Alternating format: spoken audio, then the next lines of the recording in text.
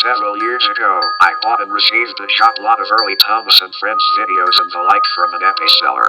The auction's description mentioned that several of the videos were actually given to him prior to the release of the series on VHS, implying that the seller originally worked on the show in some way. Some of the early tapes he sent me were in relatively good condition, considering they're almost 30 years old, and some are a little worse for wear, with missing boxes, labels, etc. Some of the tapes had the original labels missing and had crudely written replacement labels stuck to them. Other tapes had earlier versions of certain episodes with extra or missing sound effects, as well as short bits of footage that did not make it to the final versions of the episodes. The video that grabbed my interest the most, however, was the video simply called Early Reel, which I believe was filmed in the early 1980s alongside the original pitch episode, Down the Line. Now, Down the Line was pitched to ITV before filming on the series properly began. Once it was greenlighted, Series 1 of Thomas and Friends was produced, and Down the Line was reshot to become the show's 25th episode, meaning that this video could not have been Riddlecroft's pitch to the ITV network to get Thomas greenlighted. Intrigued, I played the video before any of the others I received in the shot lot. The video starts with the date displayed in the bottom right-hand corner. It only appears for a few seconds, and it says 5/6/1981, which would mean the 5th June, 1981. According to most sources, 1981 was the year filming began on the show. After this, the title card appears. As this was one of the earliest, if not the earliest, Thomas videos to be completed, it makes sense that the familiar theme tune, along with the famous scenes of Thomas bypassing a windmill and stopping at Farquhar Station, is absent. Instead, a relatively plain title card is used, simply displaying the classic Thomas and Friends symbol shown at the end of all Series 1 and 2 episodes of Thomas and Friends. After a few seconds, it fades to black. Ringo Starr is not present as the narrator. There is no narrator, the video contains no speech, merely sound effects, making it all the more unnerving. The episode starts out with Knapford Station being completely mobbed, with trains populating virtually every platform, as only 7 engines were featured in the first season. It's likely that 1 or 2 unmodified Markland engines were pulling some of the trains. A goods train of trucks full of stone is present in the goods platform, which is the platform closest to the viewer. The camera zooms in to look more closely at the goods train, and we can see Thomas back down on the train. Thomas' model looks off in this early reel. It is, presumably, the same model as the one used in the Down the Line pitch, which is visible in a single scene in the broadcast version. Thomas' cigarettes are chunkier than the TV series model. His wheels are also slightly smaller and his running plate is lower, obscuring part of his wheels. The thing I found creepy is that the engine's eyes don't move in this. They're painted on, very much like the troublesome trucks, characters like Terrence and Caroline. So Thomas, with his lifeless eyes, pulls out of the station and onto the open line. The puffing noise in this video is more realistic, as it's recorded from real locomotives. Further down the line, Thomas passes Percy. Again, his model is noticeably different to his model in the show itself. His tanks are less rounded and his whole look has a more industrial feel about it, similar to how he looks in some of the later Railway series books. As the 2 engines pass each other, they whistle, their whistles sounding the same as they do on the show. Immediately following this, Thomas gets sent down the wrong line. We see a shot of Thomas rolling down the wrong line with a surprised look on his face. It looks similar to the one on the show, except it is more detailed and seems to convey more horror, as if Thomas is severely loathing the thought of what is to come. We see Thomas roll down a steep gradient with a truck surging against him. The shocked face from the last scene is still present. A level crossing is ahead of Thomas, which he immediately runs into and brakes. To make matters worse, a car is on the level crossing at that point in time, which Thomas rams into, sending it tumbling out of control.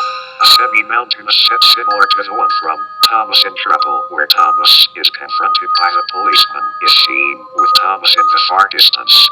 The difference is that there are more rocks, ridges and cliffs, and less grass. A pair of derailed trucks are present on the line in front of Thomas. Thomas, unable to stop, smashes into the derailed trucks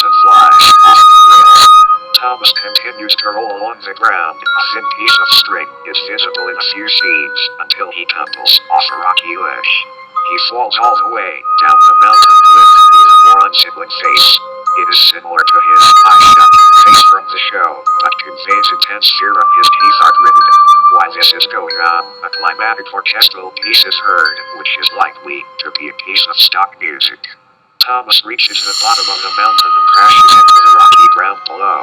A terrible metallic crash can be heard while Thomas' body shell explodes on contact with the ground, with bits such as whistles and handrails flying in several directions. An explosion sound effect is added for a more dramatic effect.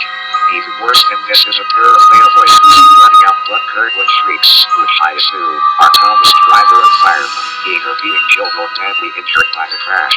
As the crash dies down, the camera pans and we see some of Thomas' remains, including the upturned, exploded body shell, as an ominous stringed piece, again, probably stock music, is played. The face is gone, faded to a smoke box door. Flames are around the broken pieces of Thomas, and a breakdown train can faintly be seen, in one shot appearing to be coupled to Percy, whose face is obscured by its cab. You can faintly hear a male voice saying the Latin sentence, "Fellas interest nemo monsieur." Slowly, the scene fades to black. On the black background, some text, in white, reads, "There's nothing quite like it," below the middle of the screen, in Rockwell. In the railway series, "There's nothing quite like it," was the motto of the Northwestern Railway, the railway featured in the books and TV show. Following this is a copyright notice, a Clearwater Features production, for Brittlecroft, Limited Copyright Brittlecroft, Thomas, Limited 1981. While the copyright date is displayed, the faint sound of steam hissing is audible, along with a faint, yet shrill-sounding steam whistle, which sounds like a more realistic version of Thomas' whistle. The screen remained blank for about 30 seconds. Slowly, it faded to a night scene. The color is very washed out at this point. A rusty engine, with Thomas shape, can be seen coasting along a run, down branch line. I say, coasting, because the engine is making no puffing noises to signify that it's moving under its own power.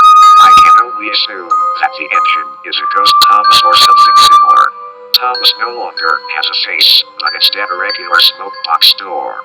The smoke box door isn't secure, so it keeps banging against Thomas' smoke box.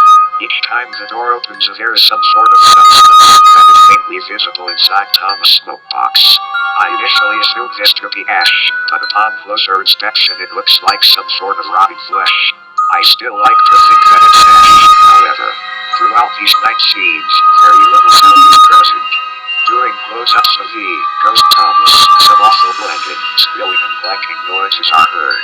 The branch line terminates at a scrapyard. By this point, Thomas is rolling at a considerably slow pace, slower than usually seen on the early seasons of P&F. Oddly, most of the scrap models are not the regular scrap engine seen on the show. The scrap consists largely of broken, up-road vehicles and the like. Thomas slinks into a damp siding. After stopping, a man, modeled in the same style as the series proper holding a cutter's torch appears, standing in front of the rusty Thomas. The camera pans down slowly whilst fading to black. After about 6 seconds, the sound of birds chirping is audible. I was half expecting the tape to take a more light-hearted approach. I was wrong. A black-on-white hand drawing faded into view. It was of a set of sidings, with rows of steam engines that had been withdrawn from service. Having several books and magazines on British railways in the final days of steam traction, I am used to this sort of scenario. However, the engines were completely dilapidated. Their frames were bent out of shape, various bits of the engines were cracked and dented, most engines were missing things like smoke box doors and buffers, and all the logos simply looked completely mauled. As I am something of a British railway buff, I found this image to be a little upsetting, though I imagine that many people will be completely unfazed by it. If you're a long-time follower of Thomas and Friends, or have children or younger siblings that are into the show, then you'll know that there are literally hundreds of characters in the series, even more if you count things such as the original Railway series books and the magazines. This picture did not have hundreds of engines, but the choice of engines were interesting to say the least. All of them represented real engine classes, some of which formed the basis of characters that weren't yet created.